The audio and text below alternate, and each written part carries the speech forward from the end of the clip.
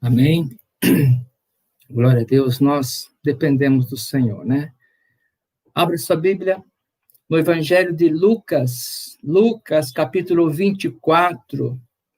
Evangelho de Lucas, no seu último capítulo, Lucas 24, vou estar lendo a partir do verso 36. Jesus aparece aos discípulos.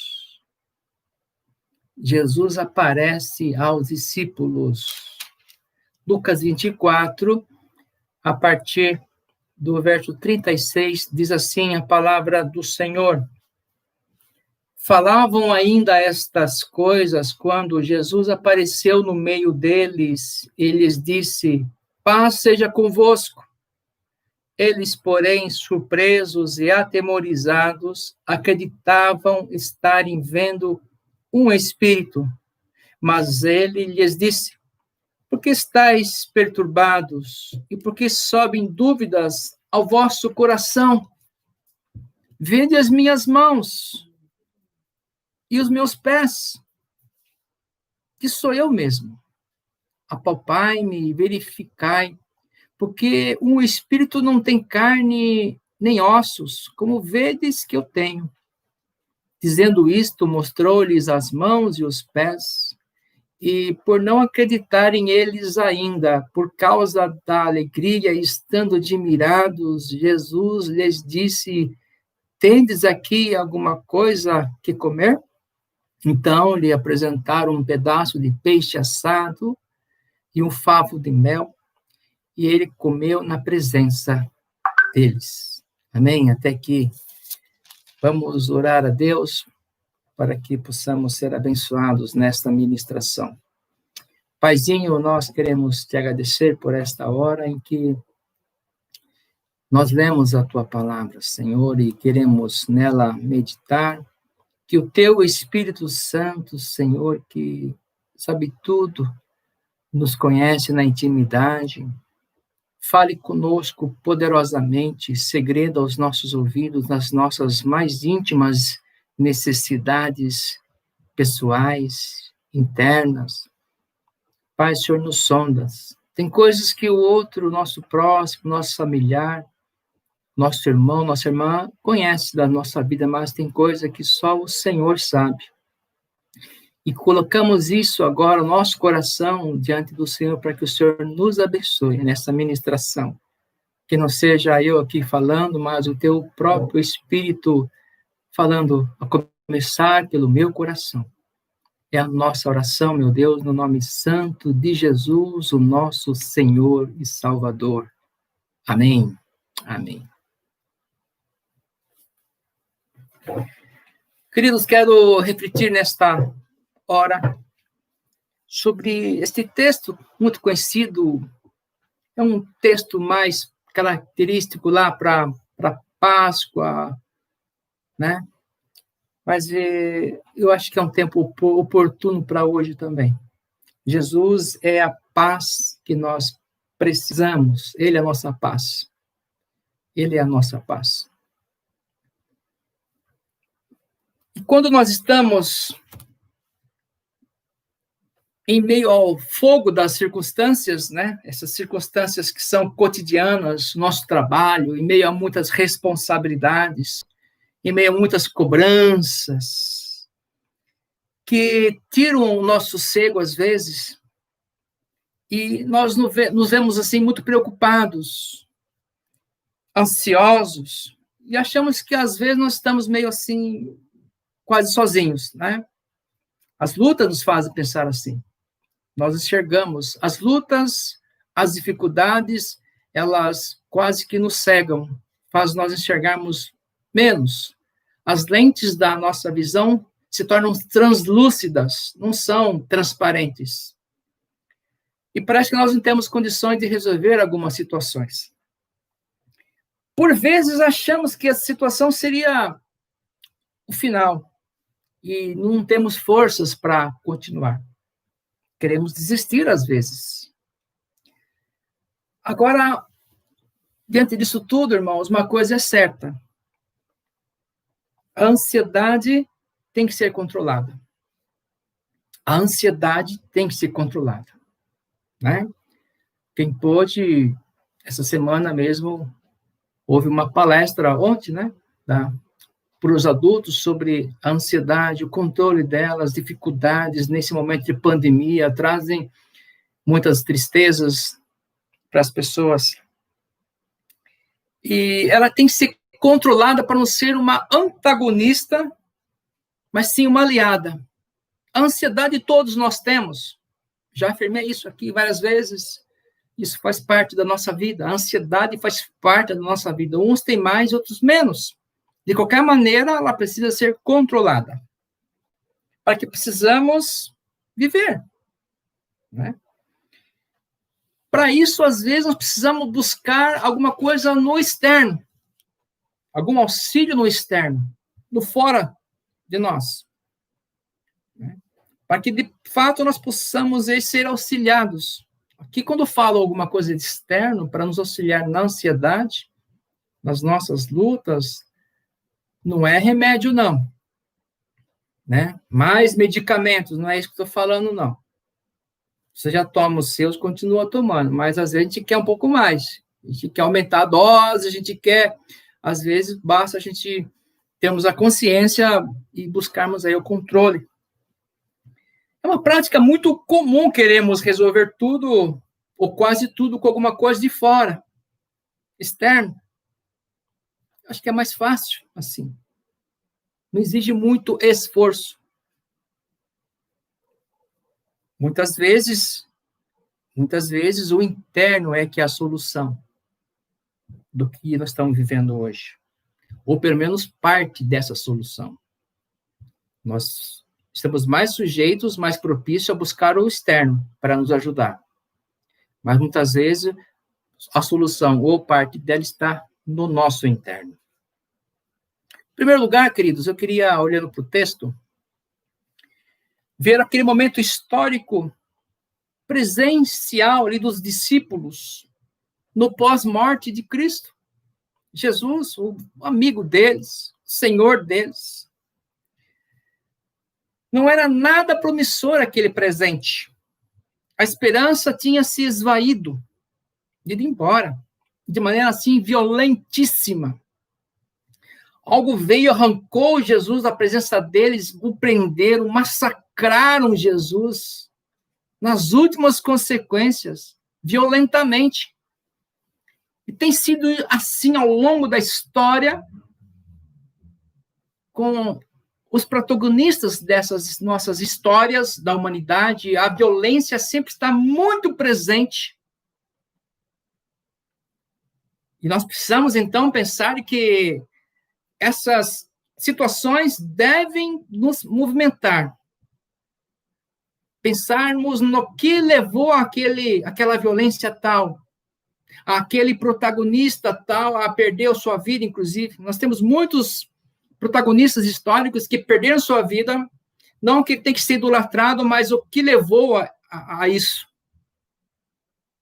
Jesus, nós conhecemos que ele é o Senhor. O que levou Jesus a ser ali martirizado? Nós sabemos o motivo. Isso é o que estou falando. Não temos que idolatrar nenhum. Nelson Mandela, Luther King, nenhum, nada. São pessoas que fizeram muito, sim, pela humanidade, deixaram um legado fantástico. Nós temos que estudar o que levou. E ele representou ali aquela história naquele momento. E Jesus aqui foi morto. E havia no coração daqueles homens muito medo. Jesus, que era reconhecido como Messias por eles, aquele que foi sonhado profeticamente, ele cumpriu as profecias.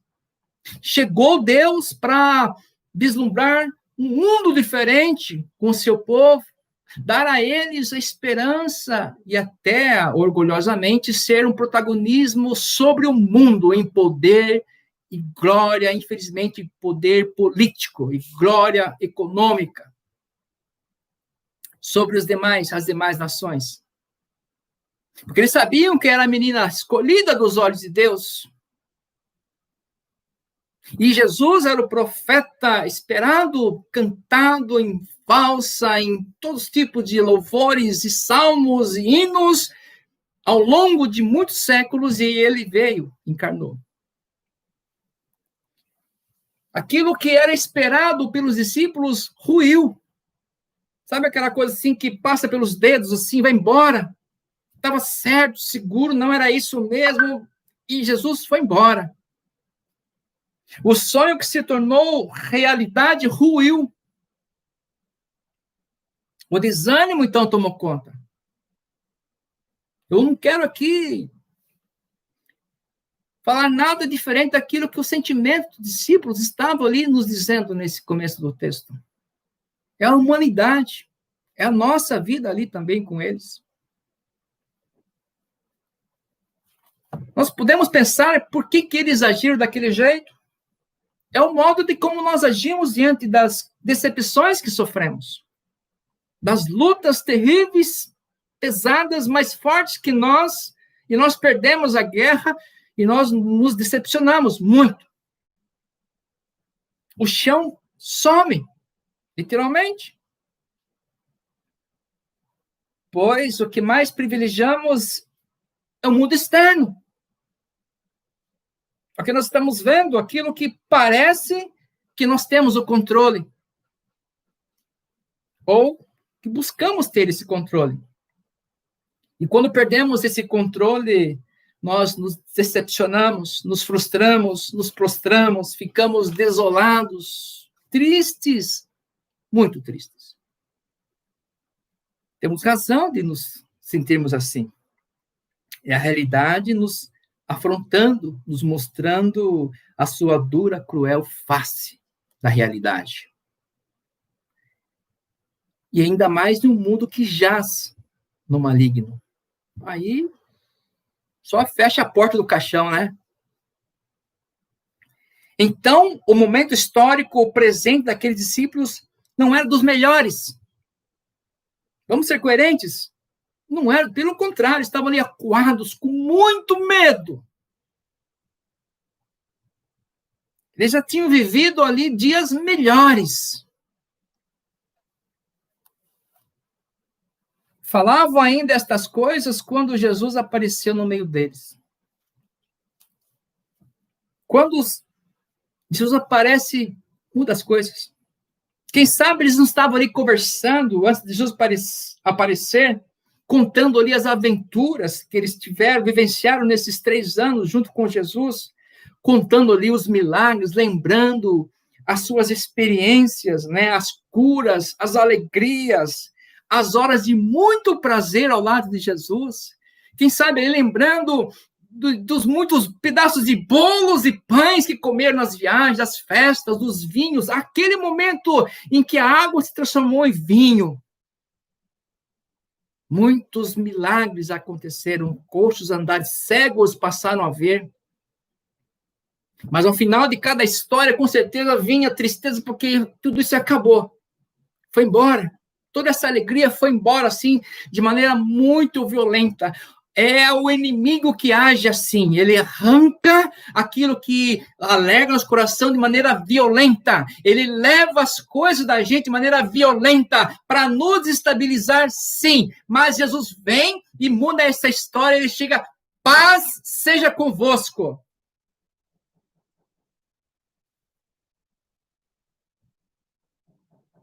Segundo lugar, queridos, naquele instante, Jesus faz uma grande surpresa. Ele rompe aquele sentimento de morte, de tristeza, de desolação, de frustração exacerbada. Que surpresa boa, que surpresa maravilhosa. Nós gostamos de sermos surpreendidos, surpresa boa, né? Um presente, né, de manhã, você recebe, toca a campainha lá, é aquela cesta de café da manhã, e um presente, né? Não gostamos de surpresa boa. Algo que eles não esperavam. Sabe por que eles não esperavam aquilo? Porque não creram. Simplesmente porque não creram naquilo que Jesus tinha falado, repetido, que isso ia acontecer, mas eles não ouviram. É aquilo que a mãe fala para o filho desde petitico lá, faz isso, não faz lá, não faz isso ou não faz. E fica falando, mas o filho...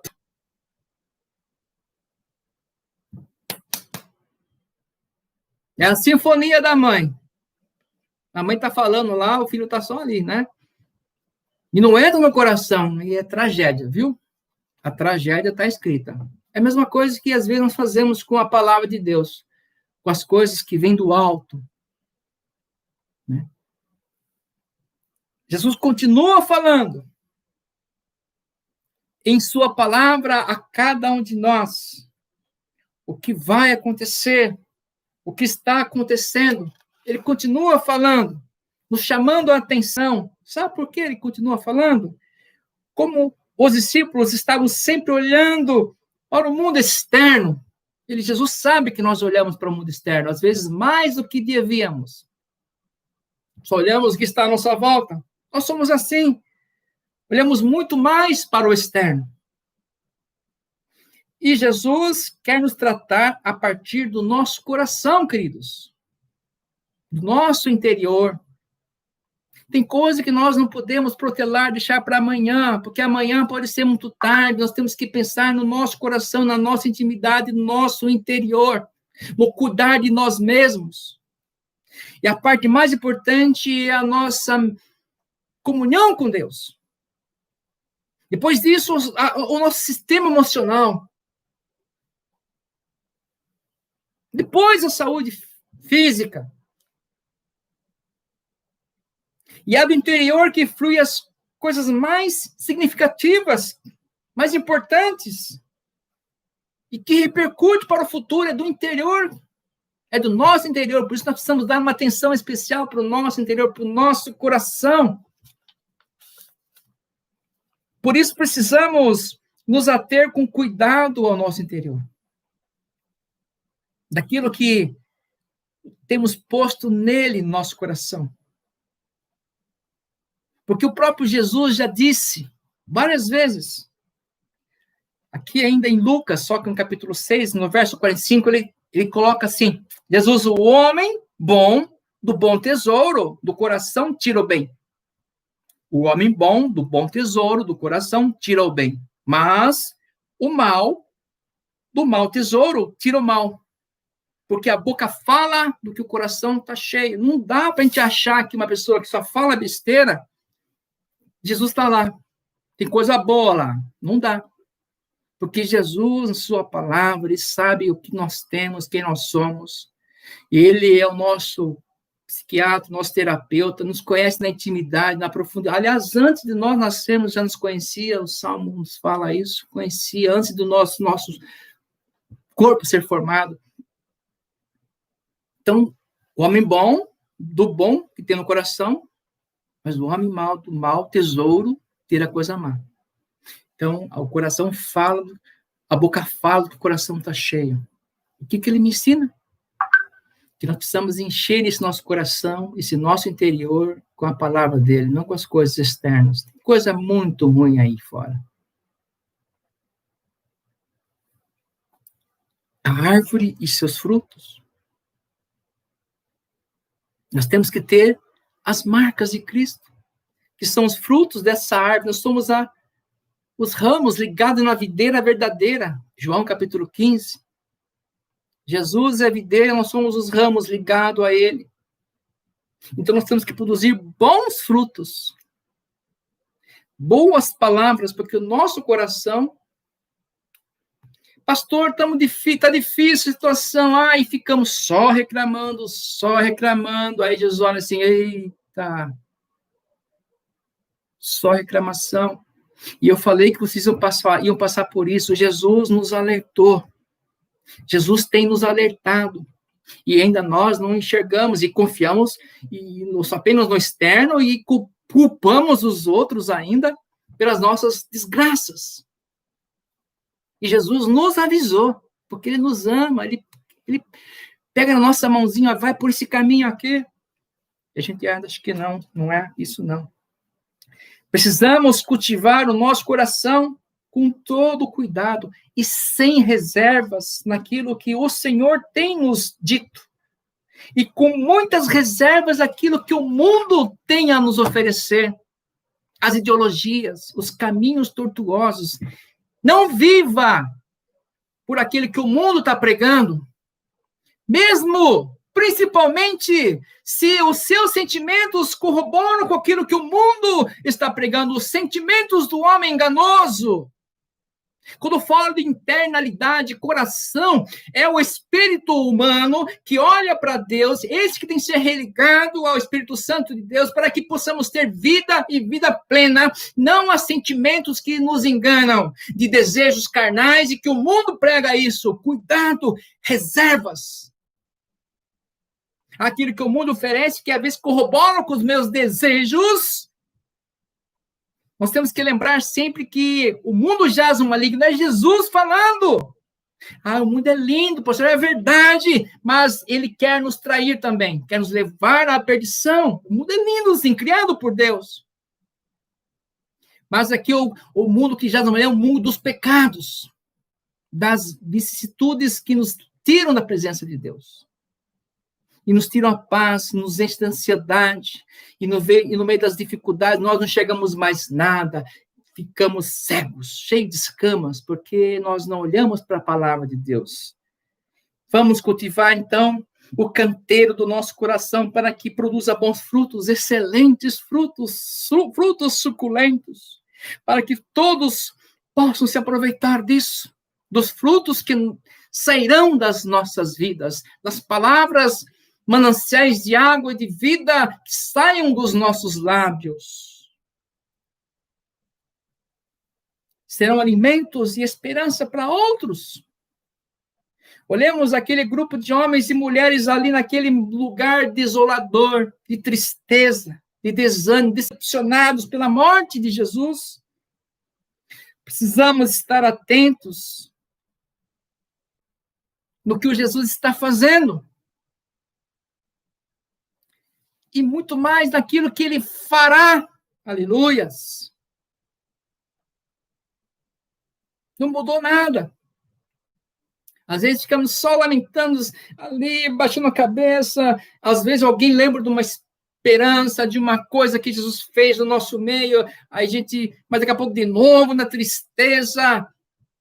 Vamos romper esse viés que nós todos temos, às vezes, só pelo negativo, só para coisa ruim. Aguçamos todo dia notícia ruim, todo dia, cada hora mais notícia ruim. Sabe quem ficou doente? Sabe quem morreu? Sabe? Olha só, o número está crescendo. A gente só fica ligado na tristeza. Tem um pessoal que adora pegar alça de caixão, gosta de dar notícia de pessoas que já morreram. Nossa, e quer contar para todo mundo. Meu Deus, eu não gosto disso.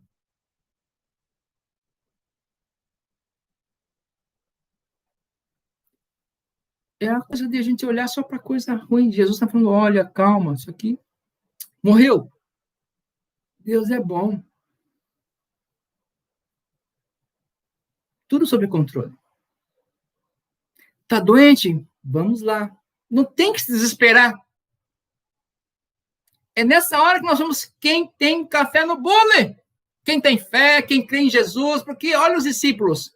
Viveram com Jesus 3 anos, receberam a palavra, viram milagres acontecendo, transformações maravilhosas, e ele foi embora e esqueceu tudo. Apagou a mente. Deu amnésia neles. E às vezes nós nos portamos assim. Às vezes, diante das lutas, ninguém nem sabe, que nem pensa que nós somos crentes.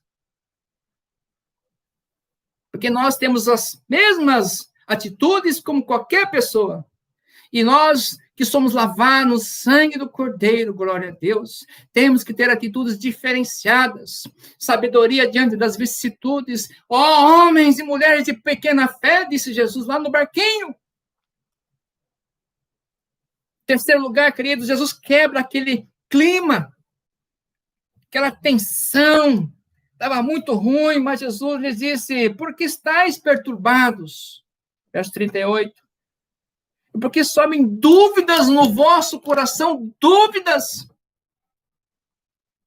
Vede as minhas mãos e os meus pés. Sou eu mesmo. Pai, bota o dedo aqui, se quer, o externo é mais importante. Bota o dedo aqui, olha no pezinho. tudo furado. Um espírito não tem carne nem osso. Jesus está vivo. Ele é o Todo-Poderoso. Ninguém vai conseguir matá-lo. Por mais que você participe de rezas, de procissões, o corpo de Cristo no caixão, ele está vivo. Ele não está morto.